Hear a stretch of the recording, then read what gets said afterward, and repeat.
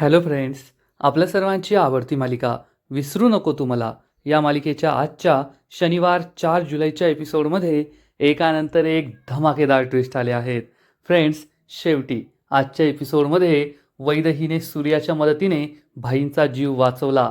दुसऱ्या गावावरून oxygen cylinder घेऊन ती आपल्या हॉस्पिटलमध्ये पोहोचली आणि मग त्यानंतर वैदही आणि सूर्या या दोघांमध्ये चांगली मैत्री झाली आहे. वैदही जी इतक्या दिवस सूर्याला फक्त हकलून देत होती, त्याला कायम नॉनसेन्स नॉनसेन्स म्हणत होती, ती वैदही आणि सूर्या आता एकमेकाशी छान गप्पा मारताय. सूर्याच्या हाताला लागलं होतं तर वैदहीने त्याला इंजेक्शन दिलं, मलमपट्टी केली आणि सूर्या तिच्यावर आणखीनच फिदा झालाय.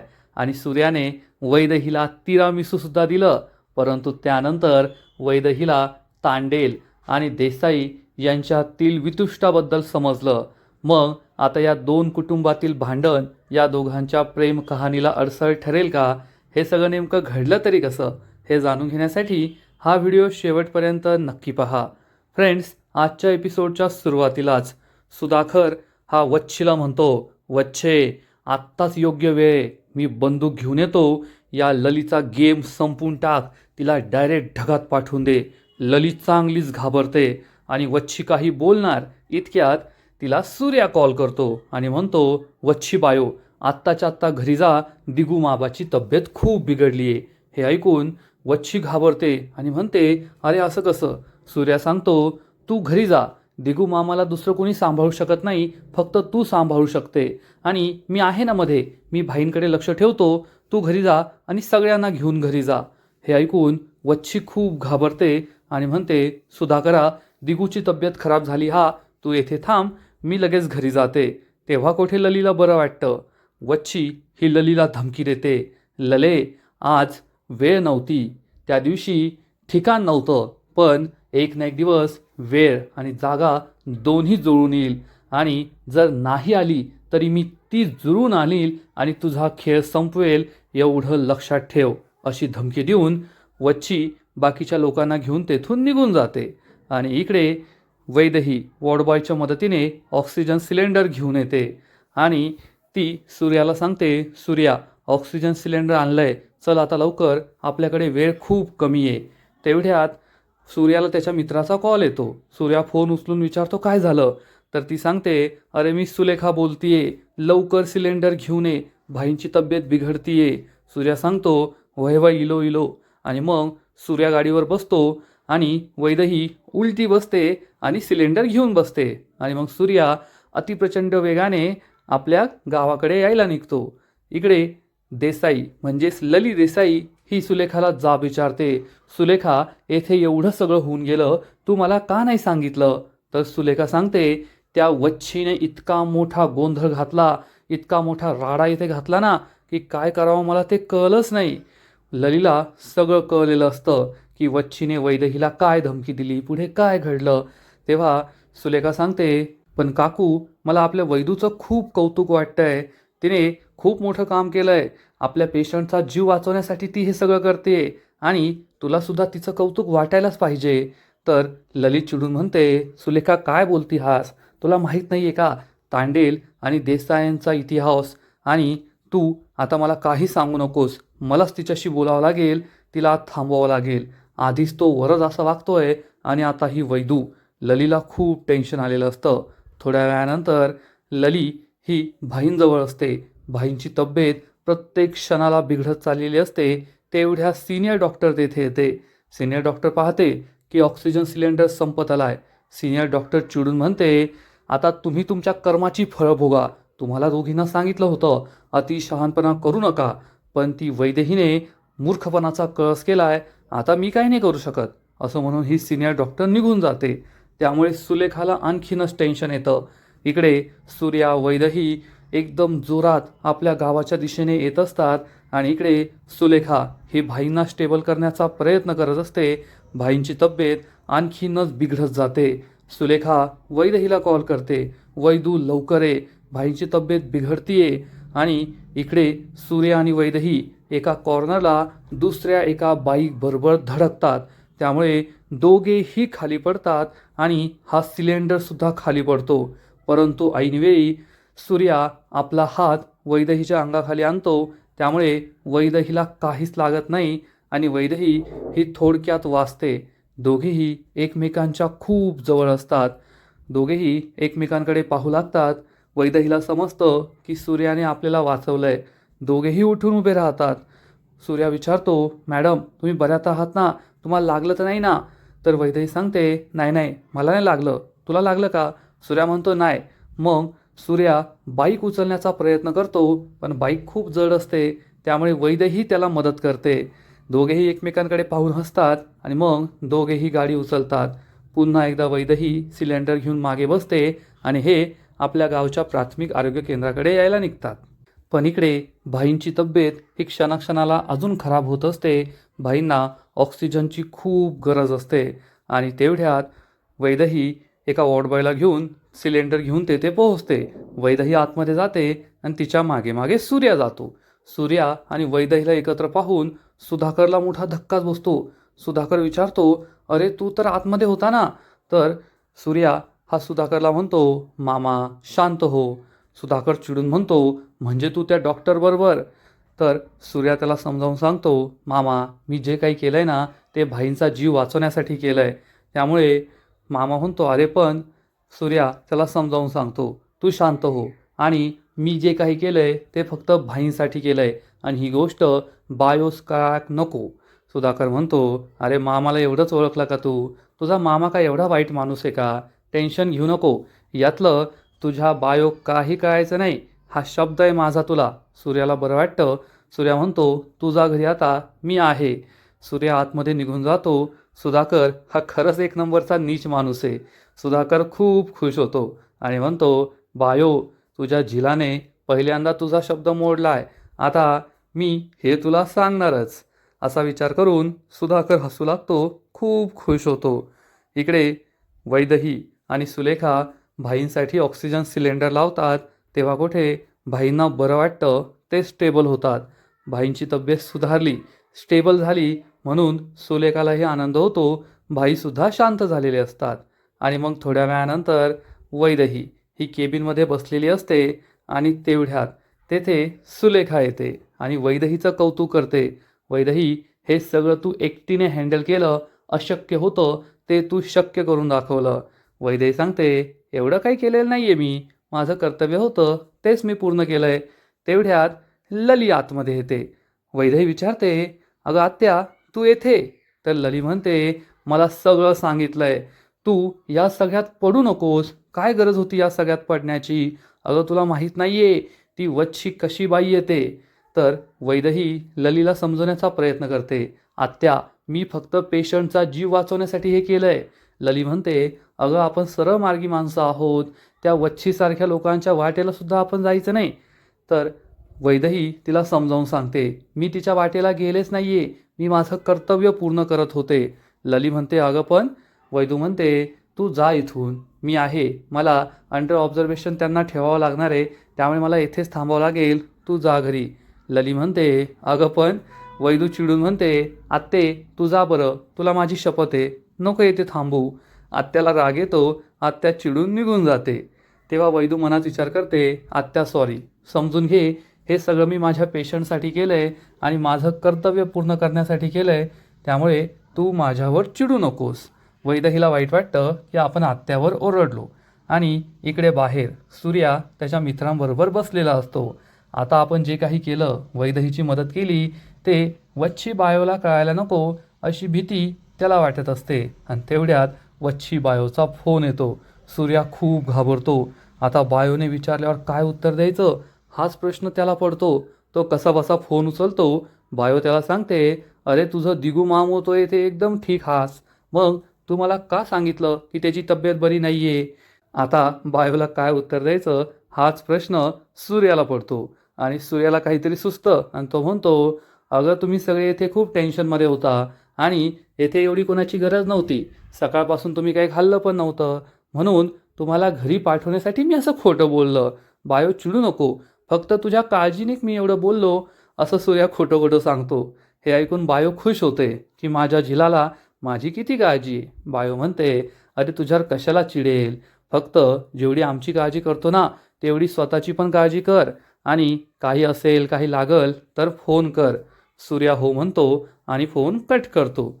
बायोला आनंद होतो आणि मग थोड्या वेळानंतर वैदेही ही भाईंचा काहीतरी इलाज करत असते आणि सूर्या तिच्याकडे एकटक पाहतच राहतो.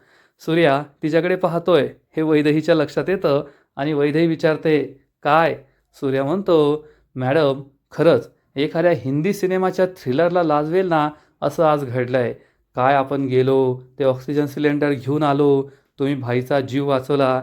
खरंच मला तर असं वाटलं हिंदी सिनेमातच आहोत आपण.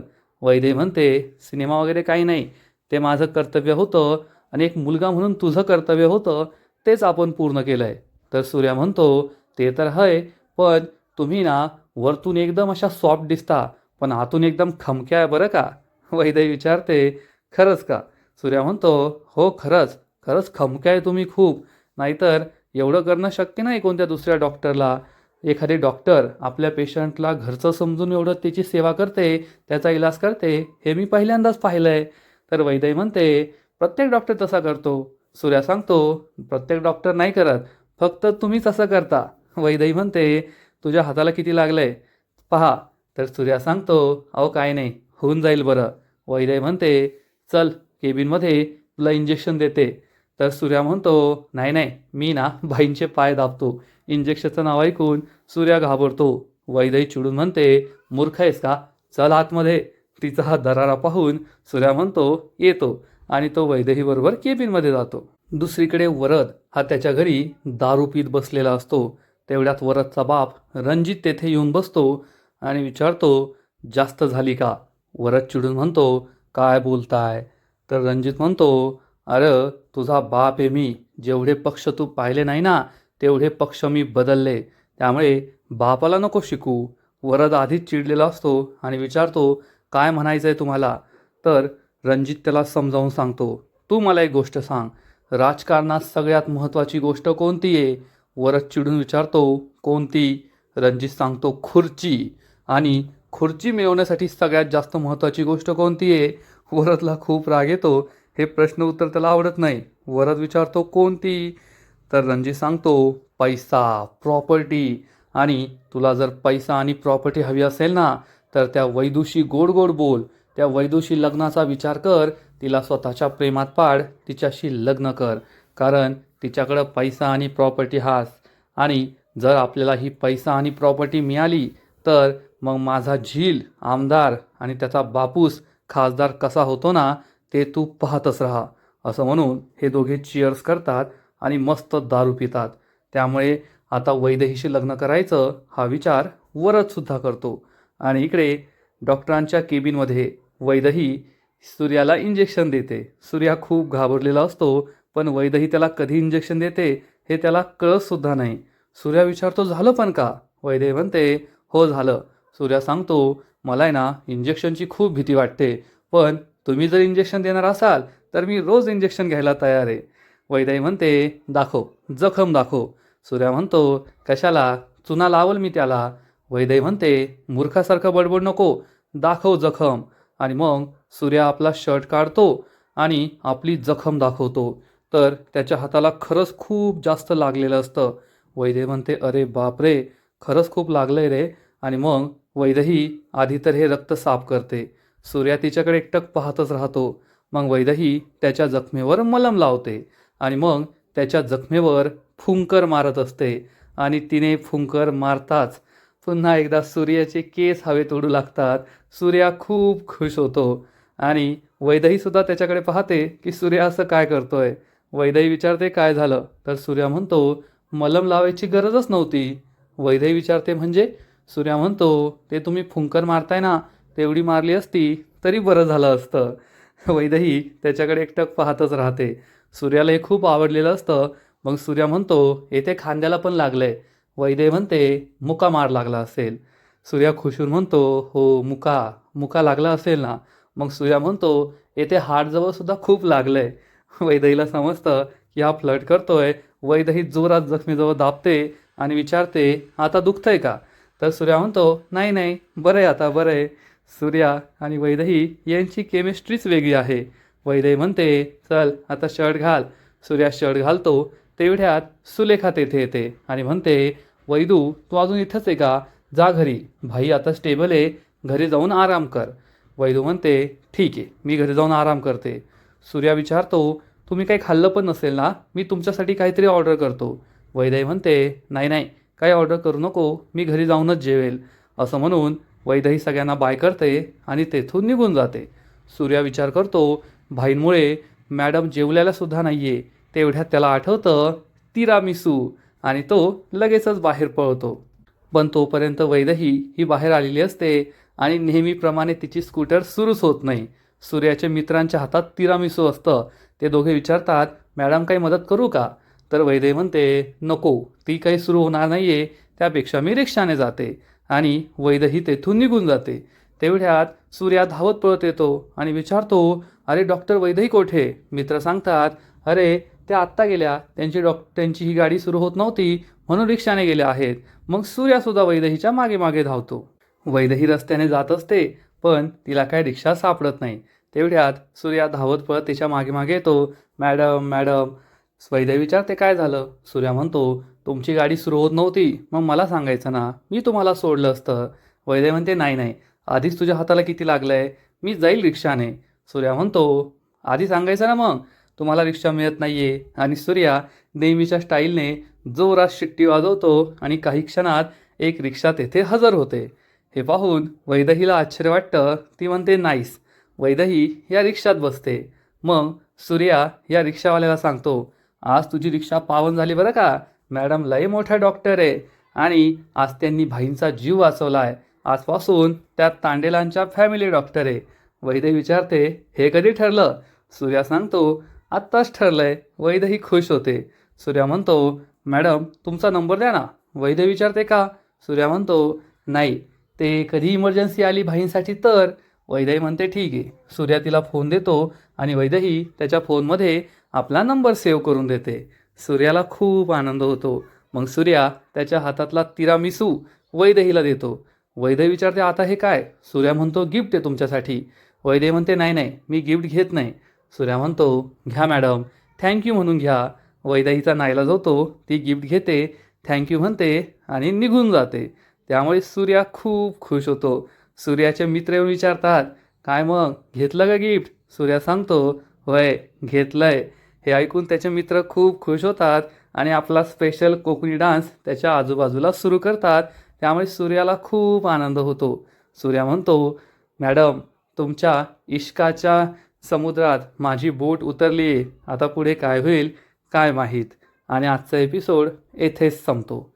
फ्रेंड्स, विसरू नको तू मला या मालिकेचा आजचा एपिसोड खरंच खूप भारी होता. खूप इंटरेस्टिंग होता.